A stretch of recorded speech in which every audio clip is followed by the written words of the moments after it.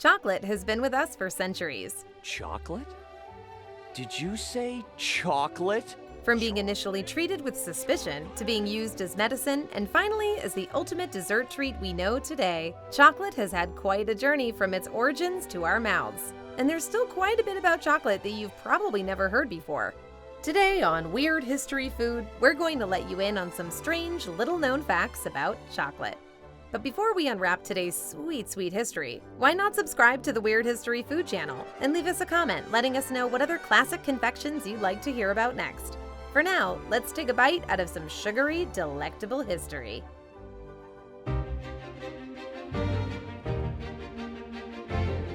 Everyone likes to talk about how chocolate tastes, but can we talk about that smell? Chocolate! The delicious bouquet you detect when your nose is treated to chocolate comes from the butter, which is basically just fat, except it's crammed full of around 600 aroma molecules. If you analyze these molecules one by one, not sure exactly how you'd do that, but just saying, if you did, you'd notice that some of these molecules smell nothing like the roasted chocolate fragrance we know and love. Instead, you may find scents like potato chip, peach, or even cooked meat amongst the cocoa fragrance. All things that taste better when covered with chocolate, by the way. Scientists were able to determine that chocolate makers really only needed 25 of these base smells to create the cocoa scent. This is especially important for species who get their sense of taste via their sense of smell. Hey, that's us! The high fat paired with the slow release of those compounds up into your nasal passages creates the delectable taste that chocolate is famous for. This is why you should take your time savoring your chocolate. The slower you eat, the more powerful the flavor becomes. However, the faster you eat, the sooner you can go get more chocolate. It's a real conundrum. Despite efforts by the best literary minds in history, most people do tend to judge a book by its cover.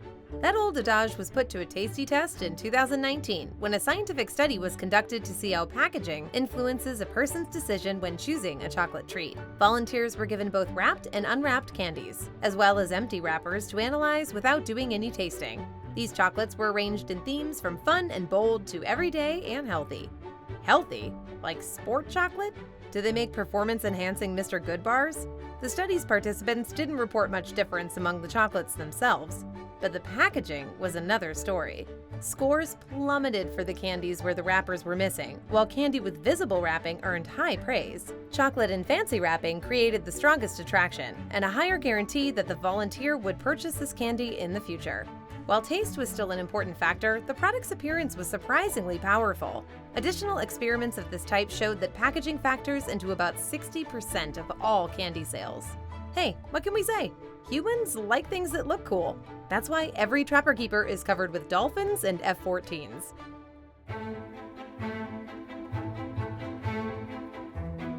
John Montagu, the 4th Earl of Sandwich, holds the distinction of inventing the sandwich, but he's not the only member of the family credited with creating something you can get from Starbucks. It turns out John's great-great-grandfather was sipping on the first mocha frappuccino 2 generations before. A 350-year-old recipe was discovered back in 2013, authored by Sir Edward Montagu. Eddie was an avid chocoholic at a time when chocolate was new to England, and folks were suspicious of its very existence. They were indeed the Dark Ages. Oh, wait, that was during the Restoration? Well, agree to disagree. Rumor had it round these parts that chocolate was a leading cause of hemorrhoids and organ damage. But Sir Edward liked his little concoctions, so he put together a recipe that combined chocolate with the awesome power of snow and a pinch of salt. Huh, snow? Like from outside? The dessert was eaten with a spoon and was extremely similar to the iced chocolate served in coffee shops to this day, although the stuff you get in coffee shops presumably has less sticks in it. Not bad for a food everyone was convinced was poisoned. But the Earl had a solution for organ damage just in case. Drink hot chocolate 15 minutes before the frozen snack, which is both a charming home remedy and a pretty clever way to get yourself 2 desserts.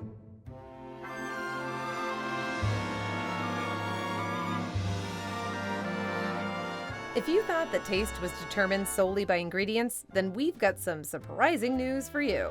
It turns out that flavor in food can be affected by many factors such as price, verbal description, or even the color of the plate. A study from 2013 set out to find the best possible color to pair with chocolatey delights. Over 50 volunteers were given the same hot chocolate in different colored mugs. Evidently this experiment was conducted in Santa's workshop. After tallying up all the votes, nearly all the participants agreed that the best tasting hot chocolates were the ones in the orange or cream-colored mugs, even though they were all the same. So get yourself an orange and cream-colored mug and fill it with hot cocoa if you're looking for the flavor explosion of your lifetime. Hey there, weird historians! Have you ever been hacked? You know, had your personal information stolen while using the unsecure Wi-Fi at a coffee shop, or fallen for a super believable phishing email? NordVPN can help. Weird History Food and NordVPN are teaming up, and you should check it out if you want an easy-to-use, lightning-fast VPN that can protect you from common cybersecurity threats like phishing, malware, and password attacks. NordVPN can connect with one click, giving you peace of mind while you browse online safely and freely. NordVPN also hides your IP address and allows you to set it from over 60 countries all over the world. With over 5,200 plus servers in 60 countries, NordVPN can help you easily find a server near you for better speed, or in a faraway location to access region-restricted content. It takes just a click. Open the map, click on a location, and you'll be connected in seconds. NordVPN makes it that easy. Get your exclusive NordVPN deal at nordvpn.com/whfood. The link is in the description, and right now, get 4 months for free on a 2-year plan. It's risk-free with Nord's 30-day money-back guarantee.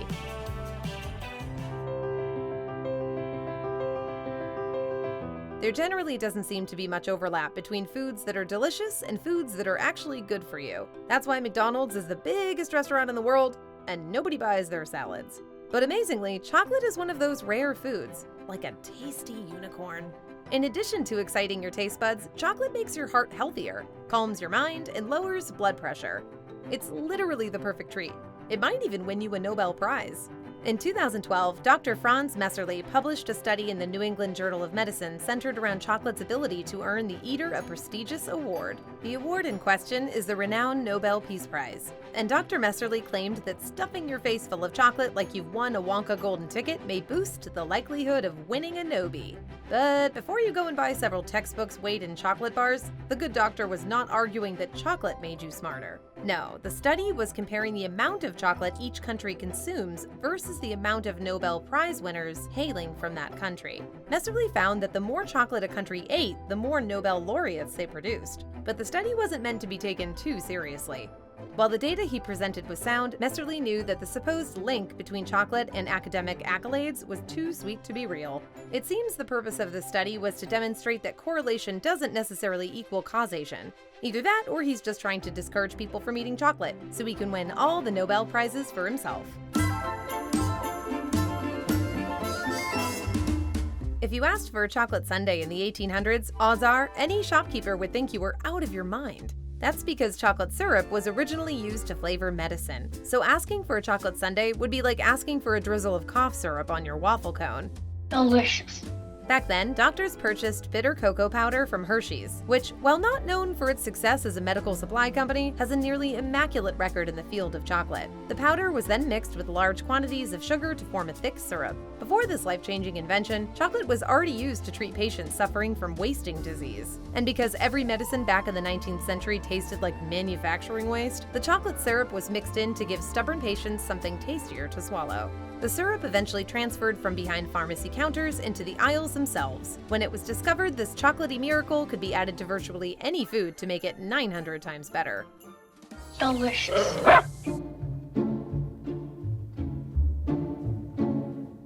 Despite being banned in 1989, the illegal trading of ivory has resulted in the deaths of around 50,000 elephants in 2011 alone. What does that have to do with chocolate, you're probably wondering? The answer is entirely too much. The key to successfully trading ivory is getting it across the borders undetected. Smugglers have a variety of bizarre methods they use to get their loot safely to its destination without anyone being the wiser, including dressing the ivory in clothes and a wig and booking it a ticket and coach. Probably. So you can't blame officials in Macau for being suspicious in 2013 when they opened the luggage of 2 South African travelers and found 538 chocolate bars. While we personally don't find that amount of chocolate suspicious, we recognize that others might.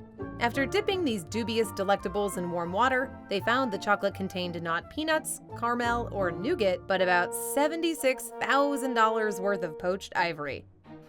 Still tastier than coconut filling. Just in case you thought the Ivory thing was going to be the most depressing part of this episode, we've got one more chocolate-related bummer to lay on you, and it involves candy manufacturing giant Nestle. The company has long been accused of dodging child labor laws. The Fair Labor Association paid a visit to 260 of Nestle's farms, and what they found was not pretty. Over 50 child workers, aged 15 to 17, were found working in the factories. Perks included zero education for children working alongside their families and low to non-existent pay. Attempts to fix the situation have repeatedly failed. Farmers don't enforce the ban on underage workers, and human rights lawyers have determined that Nestle is either unable to fix the problem or simply doesn't want to. Apparently, once you start raking in enough chocolate dollars, you can just say no to labor laws. Having a chocolate obligation sounds like an important responsibility, but it doesn't sound like a negative thing. That is, unless you're expected to give chocolate to your male coworkers or else suffer their ungrateful wrath. There is a tradition in Japan called jiri-shoko, in which women are expected, nay, obligated, to bring chocolate for the men in their workplace. Jiri-shoku is reluctantly observed on Valentine's Day, and women who participate must spend a bunch of money obtaining chocolate acceptable enough to make their coworkers happy. You might think that any amount of free chocolate would be appreciated, but that is apparently not the case. Women have reported facing backlash from those who did not receive sufficiently delicious chocolate, which led to abuse and harassment in the workplace. Who gets upset over free chocolate? Oh, right. Assholes. Fortunately, the jiri-shoku practice seems to be dying out. A 2019 survey saw 60% of women saying they would rather eat the chocolate themselves or share them with their family than give it to temperamental coworkers. Honestly, every Valentine's Day tradition should be replaced with just gifting yourself a bucket of Hershey Kisses. Only 35% of women in that same survey said they plan to participate at all next time around, which is good. Anyone who gets angry over being given chocolate doesn't deserve chocolate. You've lost your chocolate privileges. It should go without saying, but as hard as chocolate rules, you probably shouldn't snort it. But a company ironically named Legal Lean defied that reasonable logic when it introduced the world to Coco Loco, a snortable chocolate powder. For about $25, you could get yourself 10 snorts that were guaranteed to make you feel euphoric. Of course, the inventors of this chocolate innovation didn't have any actual evidence to back up their claims. Experts generally agree that raw cacao, taurine, and guarana would create respiratory problems in the nose and lungs and should definitely not be snorted. The FDA never stepped in, possibly because they were big Coco Loco heads, so we'll never know how bad or good the product may have been. Best to spend $25 on chocolate that can be eaten the old-fashioned way. Or you could cut yourself some lines of Nestle's Quick and see how it goes. That rabbit sure seems like he's snorting something. So what do you think? How do you like your chocolate? Let us know in the comments and check out some of these other weird history food videos.